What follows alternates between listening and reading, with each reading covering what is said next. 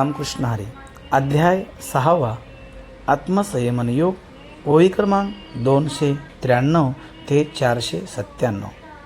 मागील ओव्यामध्ये आपण कुंडलिनी शक्तीला जागृत करून षटचक्राचे भेदन कसे करावे याबाबत चिंतन केले आहे.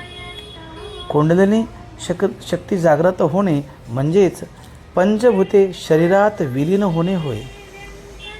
देवाचे स्वरूप साकार तसेच निराकार आहे. त्या साकार निराकार देवाची ओळख करून घेणे हे माऊली इथे सांगतात.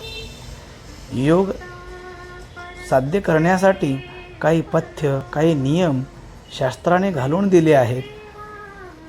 योग साधता कोणाला येतो त्यासाठी माऊली सांगतात, जो जास्त जेवतो जास्त झोपतो त्याला योग साधता येत नाही, किंवा जो जेवणच करत नाही आणि झोपही घेत नाही त्यालाही योग साधता येत नाही. किती झोपावं किती जेवावं यासाठी नियम माऊलीने या अध्यायात सांगितलेले आहेत. इंद्रियांना शास्त्रमर्यादा लावली ना की योगाभ्यासाने मन विषयापासून दूर करता येतं आणि इंद्रियाचं नियमन करता येतं. ज्याला इंद्रियाचं नियमन करता येतं त्यालाच योग साधता येतो, तोच योगी होऊ शकतो.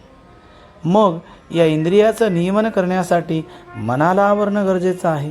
मग या मन तर एवढं चंचल आहे, मनाला वाऱ्याची माकडाची शास्त्राने उपमा दिलेली आहे. पण या मनाला सुद्धा वैराग्याच्या बळावर अभ्यासाने आवरता येतं हेही माऊली या ठिकाणी सांगतात. आणि विशेष म्हणजे हा योग साधण्यासाठी योगी होण्यासाठी हाच जन्म कारणीभूत आहे. इतर जन्मामध्ये हा योग साधता येतच नाही. मानव जन्माला येऊनच योगी होता येतं. ह्या मानव जन्माचं महत्त्व शास्त्रामध्ये विविध संतांनी ग्रंथांनी पंथांनी वर्णन केलेलं आहे.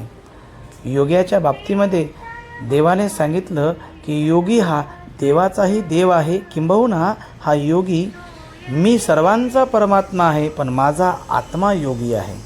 आणि तुम्हाला जर योगी व्हायचं असेल तर त्यासाठी आत्मसंयमन करणं गरजेचं आहे. तुमच्या मनाला विषयापासून दूर ठेवणं गरजेचं आहे. तुम्हाला देहीचे विधेयी व्हायचं असेल तर इंद्रिय दमन करणं महत्त्वाचं आहे. हे ज्याला साधता आलं, हे ज्याला करता आलं त्यालाच योगी होता आलं. माऊलींनो कर्मधर्म संयोगाने ग्रंथराज ज्ञानेश्वरीचं पारायणसुद्धा हे योगी होण्यासाठीच आहे.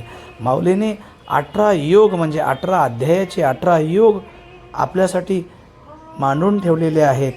योग अर्थात जोडणे म्हणजेच ईश्वराशी आपण जोडल्या जाण्यासाठी हे 18 योग आहेत. या 18 अध्यायाच्या योगातून आपल्याला सुद्धा योगी होता येतं. म्हणूनच तर हे ग्रंथराज ज्ञानेश्वरी पारायण आहे. रामकृष्ण हरी.